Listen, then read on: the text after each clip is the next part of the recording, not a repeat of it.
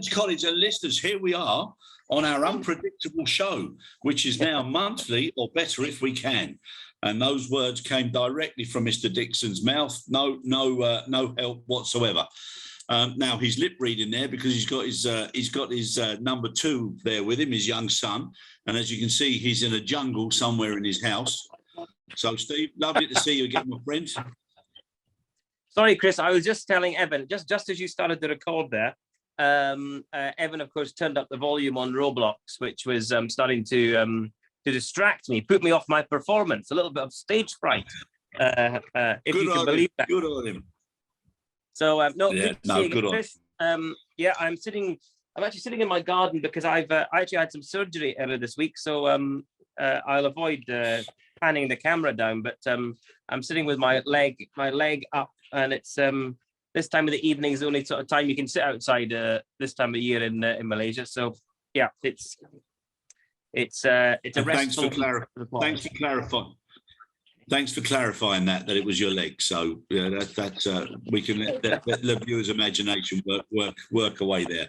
Listen, mate, lovely to see you again. I know it's not as often as we used to be, but there's also a good side to that because of how busy everything is, which is fantastic. But what I'd like to say, I've now been travelling probably almost as much as you now over the last few weeks, and I've got to say, so many of the airports I've experienced now, it really is tough now for people coming back online and travelling. Yeah, look, I think you're absolutely right, Chris. I've done a bit of travel myself over the last few weeks. This little injury of mine has sort of prevented me being as mobile as I wanted to be. But look, the reality is, I think as we all know, the pressures were always going to come. I wouldn't say necessarily to a climax or sort of inflection point, but there certainly is as we've reached this crescendo in activity and the return to pretty typical normal volumes. I mean, great to see some markets 110% of 2019 numbers, 120% of 2019 numbers.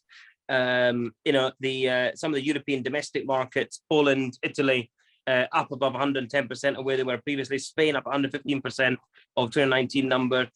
Most of the other markets sitting around sort of 80s and 90s. But there's all of that activity come back in, which is fabulous.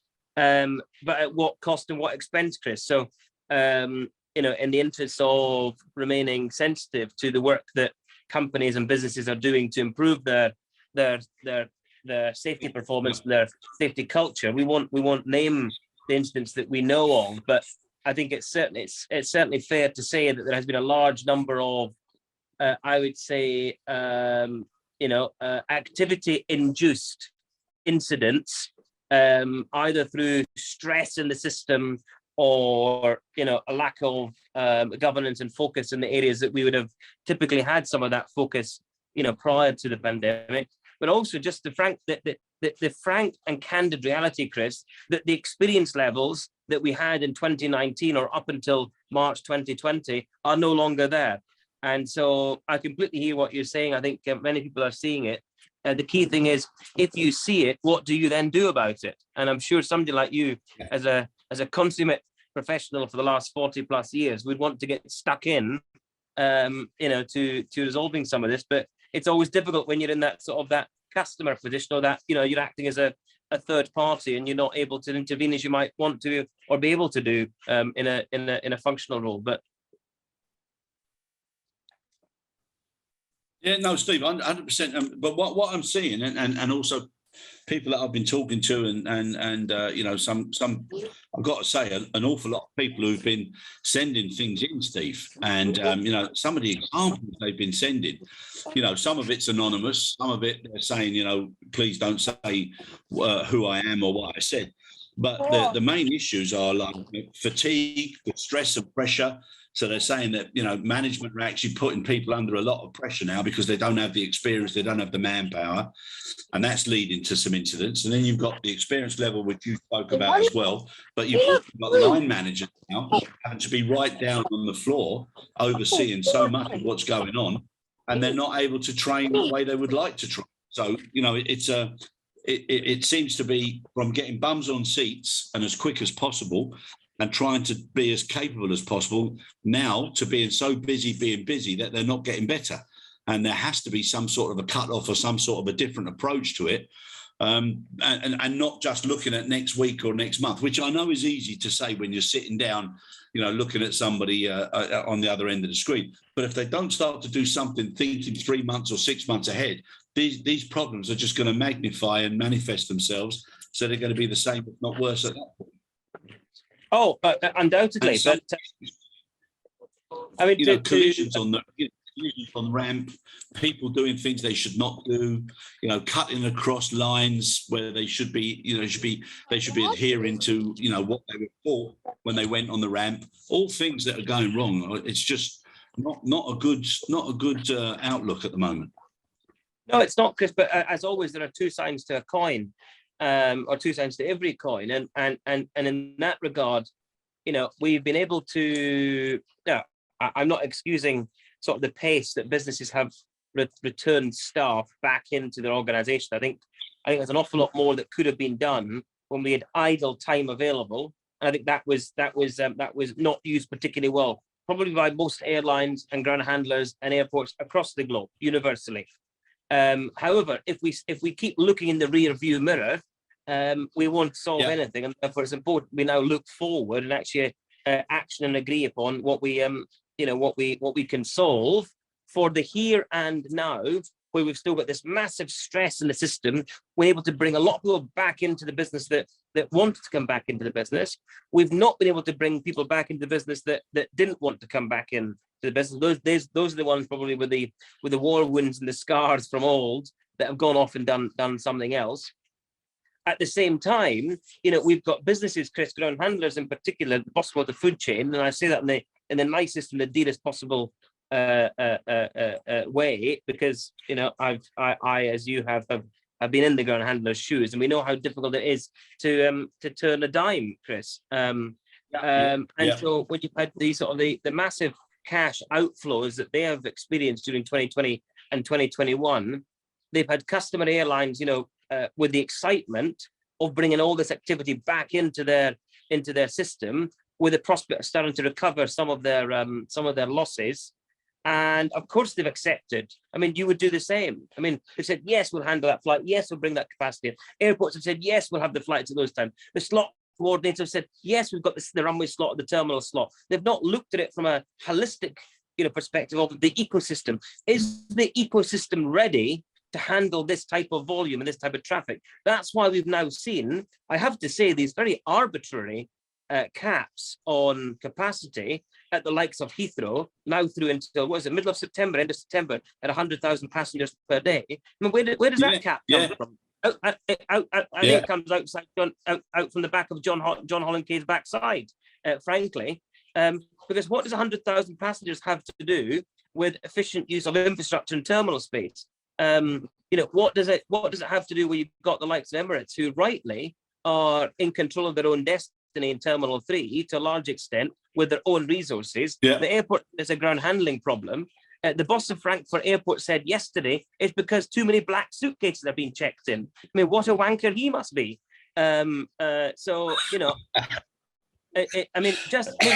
these are the excuses that they're coming up with, that we're having to put up with in the industry. So whilst the business is there on the table for the taking, and we want to win the work, and ground handlers want the work, and customers want to fly, I understand the commercial compelling argument that is on the table to take everything. However, there has not been the coordinated, collaborative approach across the ecosystem. We've seen airports out for themselves, trying to recover their losses and ratcheting up fares, air passenger taxis and passenger charges by 40, 50% in 2022 versus 2019. We've seen airline fares at astronomical levels that have never been at this level before for intra-European travel. And we've seen them still only willing to pay ground handlers at the same miserly rates that they've paid for the last 5 years. Hang on a minute. Something has to give. So had there been a coordinated discussion facilitated through some form of I wouldn't even call it a task force, but it has to be done at an airport level. It can't be done at a network level because the issues are slightly different by airport. If you look at the regional airports, Chris, in the likes of the UK and Europe, if you look at the likes of La Rochelle or Bordeaux, perfectly fine. Operations are working perfectly well. If you look at the likes of Girona in southern Spain, it works perfectly fine. If you look at the likes of Southend, Newcastle, they work perfectly well. It's only when you go to these airports like Manchester, Heathrow, Madrid, Schiphol, Frankfurt, Munich, Paris, where it all falls down. So why is that? Well, I think airlines have tried to recreate the hub environment that they had pre-pandemic without real thought for the ground handlers that they've been able to attract and do it.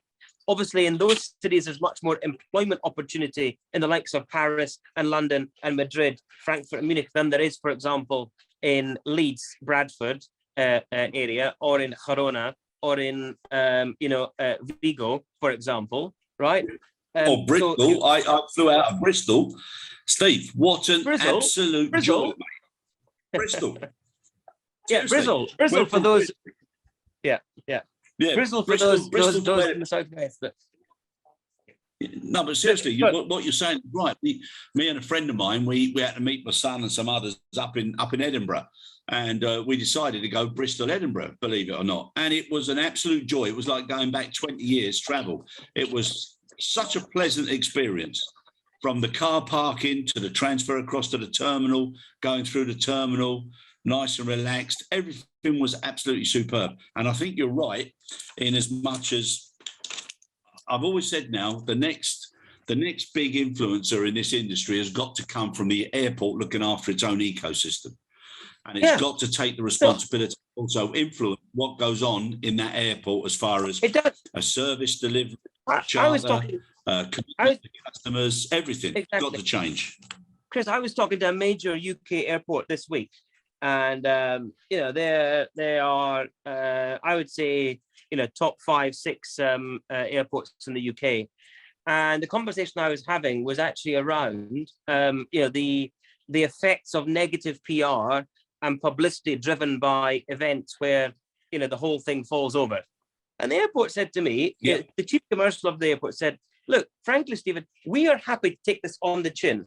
As the airport operator, we are more than happy to take full responsibility for the failings that are happening on our doorstep and on our site as the landlords. However, our problem is that the same approach is not taken, the same ownership of the issues is not taken by the stakeholders, the airlines, the ground handlers, the vendors, the supply chain within the airport." And so they don't even want to share with us their resource plans. They don't even want to engage with us around where their sort of the peaks and troughs are in terms of their resource cycle, or how quick they can bring people on board. They don't want to engage with us in terms of us trying to help provide additional labor into their workforce. Why? Because, that's industrially sensitive, or that might be a bit difficult, or, well, look, lots of things in life are difficult, but nobody makes money by taking the easy path. We only make money in life by following the difficult path. So these are kind of things. I think there's some good examples, Chris, in the system, but it needs a whole of airport approach. And if the airport wants to come to the party and drive it, that's one thing. But it's not being done on a voluntary basis today. What they will have to likely do is go back to looking at licensing some of this activity and holding their feet to the fire in terms of competence, capability, resourcing, standards, and service levels. And unfortunately, and I'm not one generally, I'd much rather the carrot approach than the stick, but possibly revisiting, Chris, the way in which some of these ground handling agreements exist in the European environment because of the ground handling directive around bonus and malus and penalties and service level agreements and commitments. In Asia, it's very normal that airports fine ground handlers when they don't meet their service levels. Now, I'm not arguing the case that should be sort of the first starting point, but I'm saying that there should be some form of collaboration to ensure that the customer, the passenger, whether they're the airline's passenger or they're and the airline's the customer of the ground handler, and the ground handler is a tenant of the airport, it is irrelevant. They all choose to fly from airport A to airport B, and every airport A has the same vested interest. to make sure that Airport A remains relevant. And if they don't, guess what? Airport C is only 50 miles down the road, and it's a much easier drive. I was talking to somebody today about, I live in South London, as you know, Chris. For those unacquainted, there's a line called Southwest Railway, and the train to Southampton Airport takes 1 hour and 15 minutes from my local station, Vauxhall. Yep. I can quite easily fly from Southampton as I can do from Gatwick or Heathrow with no additional inconvenience to me whatsoever. And in fact, Steve, that's what I'm saying about Bristol. And I even went out to Luton the other day, which was absolutely jam-packed. But still work, still work not too bad. That's got infrastructure difficulties in a different way. But I think this airport taking responsibility now is so important. And whilst I was in one of the queues, there was a guy, very, very funny fella. He had about 30 or 40 people that were in close proximity in stitches. And he came up with this thing. He said, depending where you are, he said, you get a different blame bingo card. And he said, they all have the same card, but they all blame each other for different reasons. And it's exactly what you were saying. And some of the reasons now are so pathetic that it seems that everybody has just lost sight of the fact that customers are experiencing this terrible, terrible delivery of services. And it doesn't matter who in that chain is responsible. If it's the overall experience, it's really affecting people. And for that reason, that alone, airports, whether you, like you mentioned, licensing, whether it comes up with a customer chart or whatever it is, they need to now take responsibility for the marketing of that ecosystem and that community. And anybody that comes into it, they've also got to appreciate it. So whether it's future-proofing buildings, actual roads, whether it's, restricting passengers coming in by public transport, whether it's offering services for cargo, etc., to stop all of these hiccups, they've got to start to do it and think ahead now. Yeah, absolutely agree. Yeah, no, we agree. Fantastic. Now, if you or me were in one of the positions that's frontline impact on safety, and because of our experience, we're being asked, can you do an extra shift? Can you stay another half shift longer? Can you do this? Can you do that? Or in certain cases where management are overreacting with a disciplinary approach and they're saying, you must. How long before something terrible is going to happen if that doesn't start to change? Well, look, that's a difficult one, Chris. I mean, I think there are different examples of that in the good sense and bad in various environments, I suspect. But if I think back to my foray into the aviation world, throwing bags at Edinburgh Airport when I was 17 years old. Actually, I started when I was 16, but 17 for the most part, let's say, as far as the council were concerned, about not child labour. But when I was working for Service Air, I mean, I relished the chance to take double shifts. I'd do double shifts, 4 or 5 days a week. Wouldn't bother me in the slightest. I could happily work a 17-hour day, and you go home and you'd go to the airport social club. You'd have a few pints with the rest of your colleagues and the customs and the police officers, and then you drive home. Shame to admit, but that's what we did in those days. And we drove home, and you had 2 hours sleep, and you did the same again the next day. You could repeat that for 3 or 4 days. I think in the environment today, Chris, it's a very difficult sort of a very different landscape. One in terms of the camaraderie that used to exist when I started. Yes. And I think that lack of camaraderie today will engender less people speaking up, less evidence of the just culture.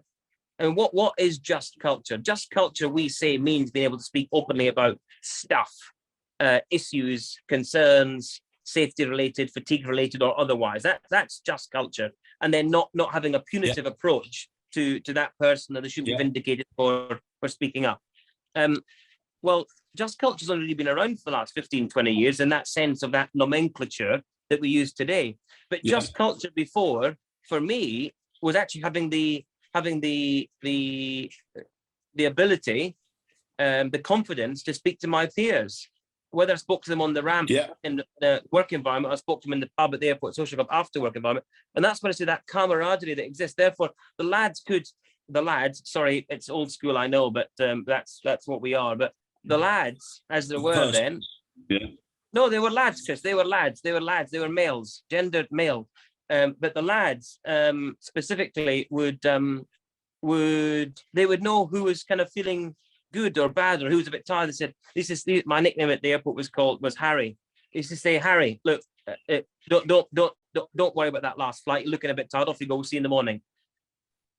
That was not from the supervisors, or the duty managers, or the allocators, or the controllers. That was from the lads that I was working with, because they would see that you're on your third double shift. Now, why do I bring that up? Fast forward to where we are today. Culturally, I don't think the teams know each other well. I don't think that openness exists today. I think the pressures and the operating environment are far more intense and immense than I would ever have experienced back in those days. I mean, we experienced different pressures, but we dealt with it generally in other ways. So if you add all that together, look at the sum of parts there about the pressure, the activity, the rostering, and the lack of the ability to speak to your colleagues. It's nothing to do with just culture or your bullshit, your corporate safety culture that you preach on posters in the notice board in the restroom, which is what they think safety culture is about. That's complete and utter crap, as you and I well know, Chris. I've seen organizations with more posters, and I've had hot dinners who've got the worst safety culture. I think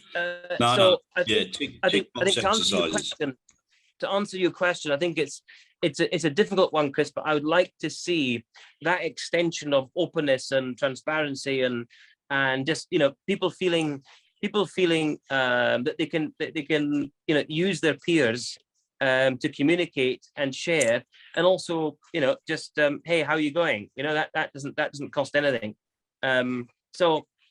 In the environment today, I think it's very different, but nonetheless, it needs an approach that would help engender that, and that's what I would try to do. Certainly, if I was leading from the front in terms of an operational role right now. Yeah, and looking ahead to 3, 6, 9 months. But I think what you mentioned there about culture, and people throw that word around, whether it's just culture or whatever, but I think what's necessary now is an effective culture, and to realise that many people now, they do have a fear, and it's a fear of not being heard, because they don't know what platform to use, they don't know how to do it, and it's not welcomed. And I think getting the group together as one team, irrespective of what position you play in that team, that is so critical at the moment, for laying down a foundation for people to do the best they possibly can. And everybody that's working is a passenger one day, and they don't want to be having all that bad experience as well, which is where this blame bingo needs to stop. But I thought it was very funny, the guy, and he was rattling them off, Steve, and he was putting different accents on, and he was explaining things, and it was probably the most entertaining 30 minutes I've ever spent in a queue for a long time. Yeah. I should have got his details. Could have brought him on. Anyhow, listen, Steve, the main thing is for people not to give up, but also to focus on, not now just looking at the next shift or the next week. You've got to look a little bit further ahead now. Otherwise, what you see tomorrow will be the same as what it was yesterday. And effective culture, business sustainability, and customer centricity. That's what it's about. All right, my friend. I'll let you. Well, you always remember that we make our tomorrows today. Yep, and care about the tomorrows as well. All right, take care, Steve. Lovely to see you, my friend, and good luck with the gardening. And we'll see you in a month, if not sooner. Thanks, Chris. Take care.